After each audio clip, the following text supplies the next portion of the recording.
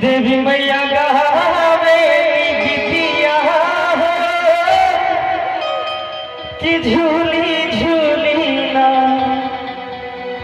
और माँ को झूलते झूलते प्यास लग जाती है।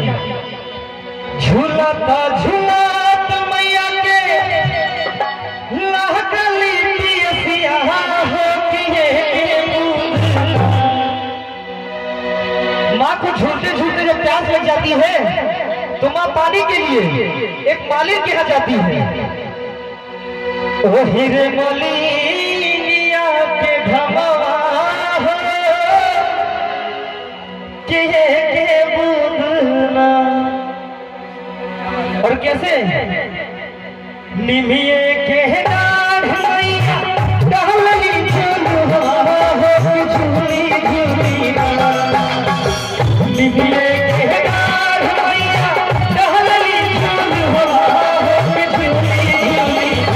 कि देवी मैया गावे गीतिया कि झूली झूली। कि देवी मैया गावे गीतिया हो कि झूली झूली। झूलता झूलता मैया के लहकली पियसिया होती है। झूलता झूलता मैया के लहकली पियसिया होती है। वालिन पानिया पिया होती है। पानिया पिया होती है।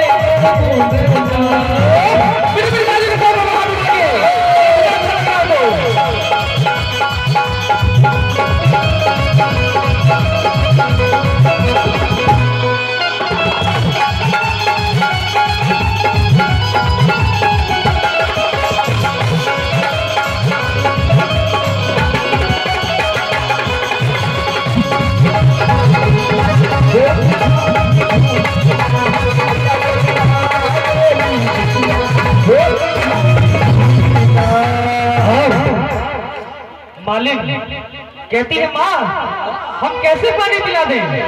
और किस भाव में कैसे कहती है।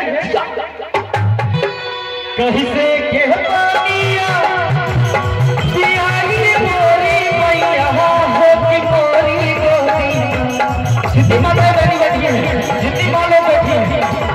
मालिक क्या कहती है कैसे कहती है। कहीं से के पानिया पियाई मोरी मैया हो कि मोरी गोरी। बहते तो लहराया मैया मोरी गोरी। बहते तो लहराया मोरी गोरी।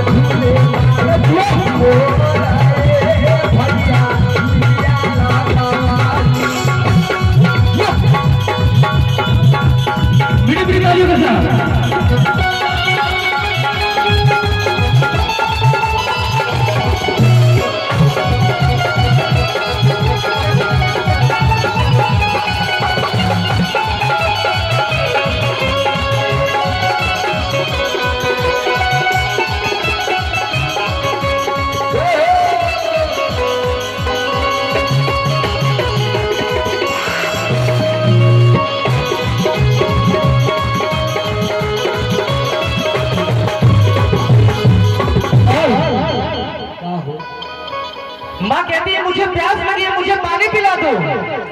तो मालिक कहती है माँ मैं कैसे पिला दूं। मेरे गोद में एक अबोध बच्चा है अबोध बालक है कैसे पानी पिला दूं। तो माँ कहती है ये ले सोने का पलंग ले इस पे सुला दे। लेकिन माँ का दिल तो माँ का दिल होता है वो नहीं सुलाती है। और क्या कहती है और कैसे माँ को पानी पिलाती है। एक हाथ ली हली मैया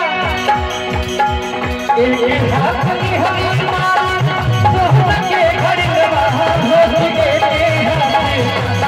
हली मारी के होती के होती के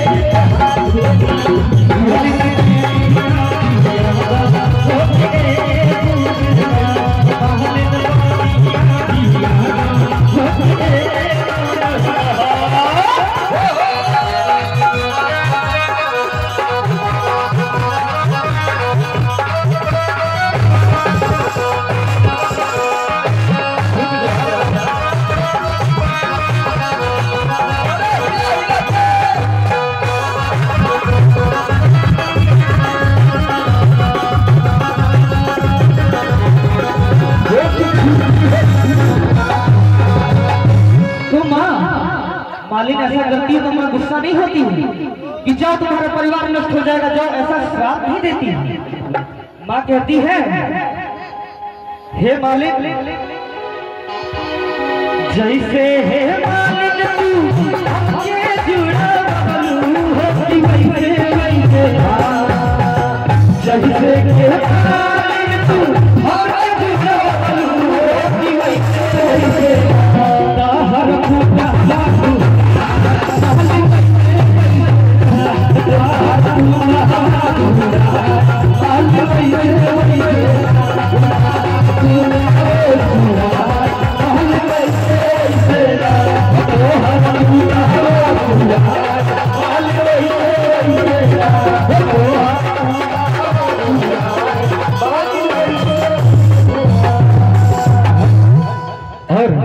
एक बार अगर भजन अच्छा लगा हो तो मिठी तरह जरूर बजा दीजिएगा। एक बार जब दोनों हाथ उठा के जितनी माताएं बहनें बैठी हैं, भैया लोग खड़े हैं।